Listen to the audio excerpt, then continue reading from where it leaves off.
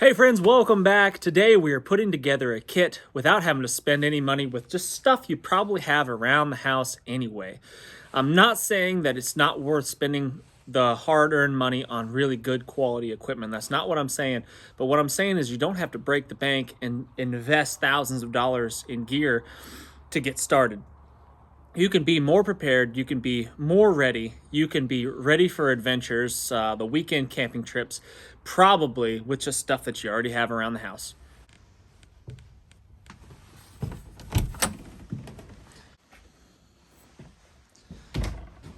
First things first, if we're gonna have a bug out bag, build a bug out bag, we gotta have a bag to put the stuff in. So this is a pack, a simple backpack, nothing crazy. It's one that I don't use on a regular basis, an old pack. Probably everybody has some sort of backpack laying around the house. Anything is better than nothing. This one is actually a pretty solid one with comfortable straps, so I'm going to be fortunate on that aspect. But honestly, even the regular JanSport backpack, anything like that, anything will be fine as long as it's fairly comfortable to carry and large enough to carry all the stuff that you need, of course. Now, obviously, I'm a survival guy and I have various tools, various sharp, pokey things laying around, quite a few. But most of you are going to have something along the lines of this, just a folding pocket knife of sorts. This is a Gerber, nothing expensive, nothing fancy. I do not like serrated knives for the most part, but you know, if you had nothing else, this will still cut the cordage. It will do some simple carving. It will do all the things that you need a sharp, pokey thing to do. Husky contractor cleanup bags. These are the 3 mil 42 gallons. The 55-gallon drumliners would be better because they'd just be bigger, but these things are super useful for all sorts of things, from an improvised poncho to a shelter sheet to a ground sheet to you can stuff leafy debris in here and make yourself a mattress. Put your bag in it to keep it dry. All sorts of things. These are very, very useful. Having a couple of those in your pack is a really good idea. A multi-tool would be great, but let's be honest, not everybody has a multi-tool, and the good ones, like the Leathermans, are fairly expensive. Just a pair of pliers. I mean, honestly, on a multi-tool, the knife and the pliers is by far the most useful parts of them anyway. So having a pair of pliers, just an old pair like this, with some side cutters so you can cut wire and things of that nature, really, really handy to have in your kit. Tools. Speaking of tools, tools are a really handy thing to have around. Some sort of screwdriver might be really, really handy. You don't know, the problems that you might encounter might be mechanical in nature, so a flathead and a Phillips head screwdriver, or one of the screwdrivers that has, like, you got options, right? So you can change the bits out. You could have a flathead, Phillips head all in one, and that is what I would suggest. Two of the most handy tools right there. Some sort of radio. This is a Baofeng two-way radio, but it doesn't have to be anything like this, because if you're not a preparedness-minded individual, probably you're not going to have something like this, and that's okay. Good idea to invest in it. They're not very expensive, but any kind of radio that you can just listen to hear what's going on. Any kind of hand crank emergency type radio, something small that'll fit in your pack. Totally good idea. Fire is a really, really big deal, and having a really reliable way to start a fire is super, super important, especially in the wintertime. Almost everybody has Bic lighters laying around the house, right? Grab at least 2, 3, 4 would be better. Put them in your pack and keep them in your pack. You just can't go wrong with the Bic lighter. It's one of the most reliable ways to start a fire that I've ever used, and this is my primary method of starting a fire, and everybody has these. Box of matches, not a bad idea, but if you got lighters, definitely do that. On the same note as fire starting, tinder can oftentimes be a hard thing to find, especially if it's wet, it's raining, snowing, sleeting, whatever. It can be a hard thing to find, so just bring tinder with you. Cotton balls, you probably have those under the sink, right? Vaseline, probably in the pantry or the bathroom closet or something somewhere. This one's titled Baby Love, so you know it's good. You can mix just a tiny finger load, dip your finger in there just like you were eating peanut butter out of the jar. Mix it up in the cotton ball, cover all surfaces of that cotton ball, and then stick it in a Ziploc bag like this. And I've probably got at least 20 of those cotton balls in here. That's 20 solid fires, even if everything's all wet. Pair of light gloves, good idea. Everybody's got some gloves laying around most likely. Any kind of gloves is better than no gloves at all, so just throw those in the kit. Safety glasses, if you're moving around at night, super good idea. It depends on what you're encountering. You don't know if you're in an urban area and you're expecting, you know, debris flying your way, or hopefully not expecting it, but if it should happen, you can have some eye protection here. Very good idea to keep that in the pack. Everybody has a charging cable for their phone these days. Just throw an extra one in the pack. Doesn't have to be this great big jumbo long one, but make sure you've got a way to charge your phone and a way to charge it externally with like a battery bank like this. If you don't have one of these, I would highly recommend investing in one of these so you can put it in your pack, keep it in your car. Obviously, our car will charge our phones, but what if the car is not working? What if we have to leave our car for whatever reason? Having something like this is a really, really good idea. Solar ones are even better. I had a solar one, but it blew up in the dash of my car because it got too hot one day, so be careful of that. Lots of uses for tape. Everything from fire starting to improvised bandages to patching gear, clothing, whatever. Gorilla tape is very, very good. This zip tape here, this stuff is super good.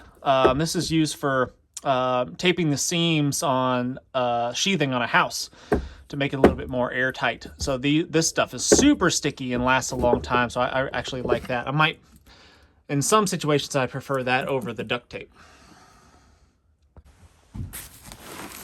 This is some mylar coated foam insulation.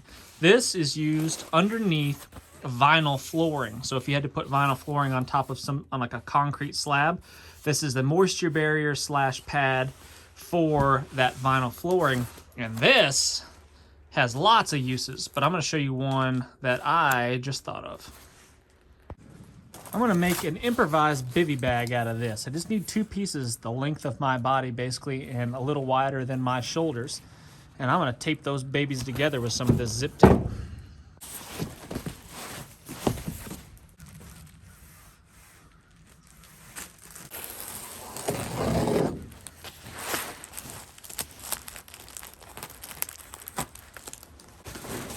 It would be really nice if I could just fold this in half and then tape one side, but I don't think that's going to be quite wide enough. It's not going to give me enough room to get my shoulders in there. It's going to be too tight.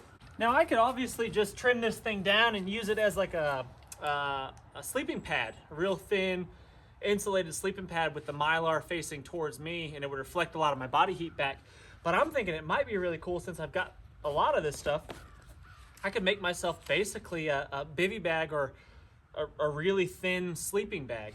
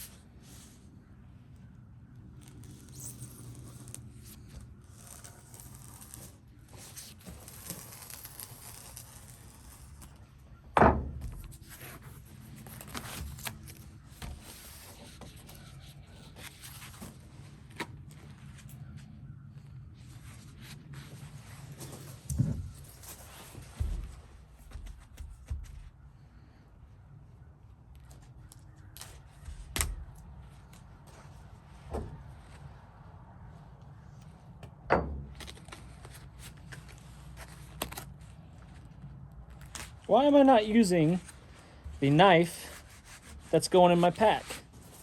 What am I doing? Get serious.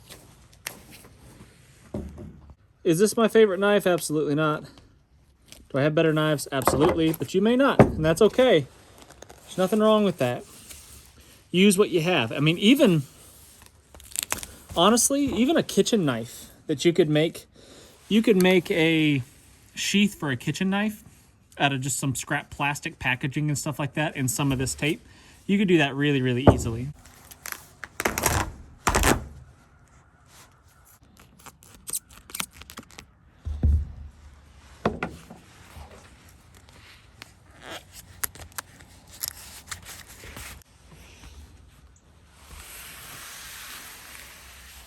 Now, am I saying that everybody has a whole bunch of vinyl floor, moisture barrier insulation, and some zip tape laying around the house? Probably not. But what I'm trying to say, the point that I'm getting at, is that you don't have to go spend a bunch of money. You can improvise, you can be creative, think outside the box. Don't just think, oh, I don't have sleeping bags and tents and all the stuff that you traditionally would think would go into a bag of this nature. You could improvise, be creative, spend $0 just by shopping around your house. Now, I would like if this would fold up, roll up a little bit smaller, more compact. But in my experience, shelter, sleeping pads, sleeping bags, those are not things you want to skimp on. Yes, I could go smaller, thinner, lighter, all of those things. Like a yoga mat would be a good replacement for something like this. It would be smaller, more compact, easier to roll up, but you wouldn't be able to get inside of it like a mummy bag. I guess you could tape 2 yoga mats together.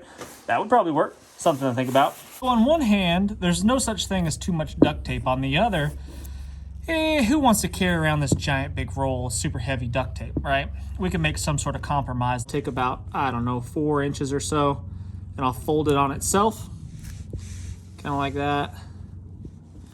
And then I'll just keep flopping it over. So that's 4 inches, that's 8 inches. Try to keep it nice and clean.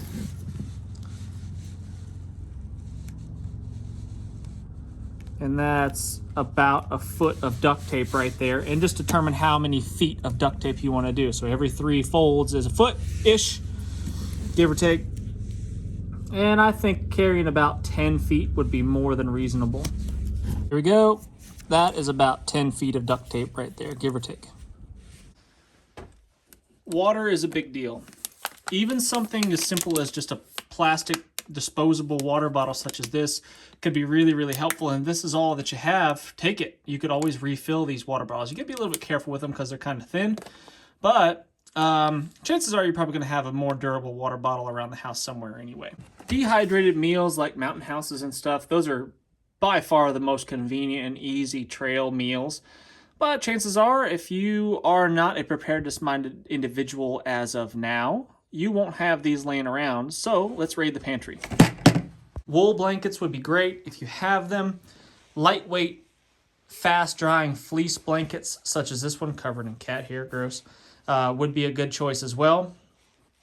Because, yes, they are lightweight. They do dry really, really fast, but they also will melt by fire, so you got to be careful with that. The wool does not have that same issue, but if you got just some blankets laying around, something like this would be something good to throw into the pack. Even something like an umbrella. I mean, it sounds silly, I know. Maybe those of you experienced outdoorsmen out there would laugh at taking an umbrella into the field, but I tell you what, if you had no other source of shelter, you didn't have tarps or tents or anything like that, how grateful would you be to have just a simple pop-up umbrella like this one if it started sleeting freezing cold rain on you? I think you'd be pretty happy to have it. Even the old tarps that I have up there in the loft of the barn, those would be very welcome things to throw in your kit if you could fit them in there. Those are quite a bit bigger than what would fit in that small pack, so we're going to leave those out for now. Dried foods such as these lentils, canned goods such as this lentil soup, coincidentally, with a pop top like that is probably going to be your best bet unless you're planning on taking a Swiss Army knife or a designated can opener. Raid the bottom of the pantry for some ramen. Everybody's got some of that laying around. It's probably been in there for a decade or so, but chances are it's still good. You're going to want something to cook in, and even more importantly, you're going to want something to boil water in. So raid the cabinets and find yourself a metal pot with a handle, ideally a metal handle of some sort, something you can put in the fire, and a lid would be really, really good. Any kind of flashlight with a couple of spare batteries for it is a very good idea. Some sort of string, cordage, anything really that you can tie things up, help build your shelter with, whatever, lash things to your pack is really helpful. I looked around for something other than paracord or other than kind of outdoor type string or rope, and it's kind of slim pickings, but you could use anything, clothesline, whatever. Any kind of cordage, any kind of string is going to be really, really helpful.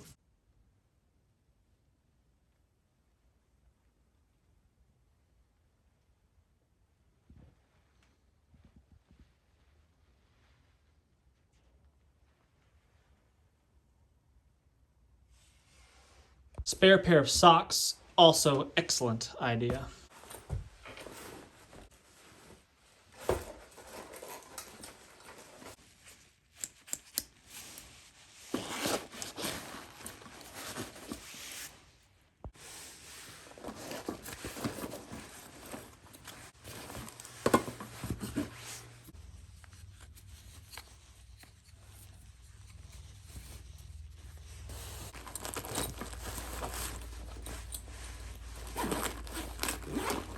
So yeah, my bedroll might be a little bit overkill, but I thought it might be cool to make a full bivy bag, sleeping bag kind of out of this recycled scrap material. But anyway, I think you guys get the point.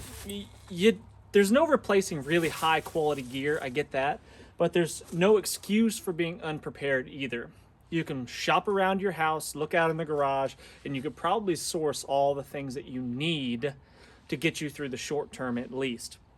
If you want to call this a bug out bag, a get home bag, a adventure kit, whatever you want to call it, just something to keep in your car perhaps that's going to help you get through a tough situation. Anyway, thanks for watching, guys. Really appreciate it. Hit that thumbs up and we'll see you on the next one.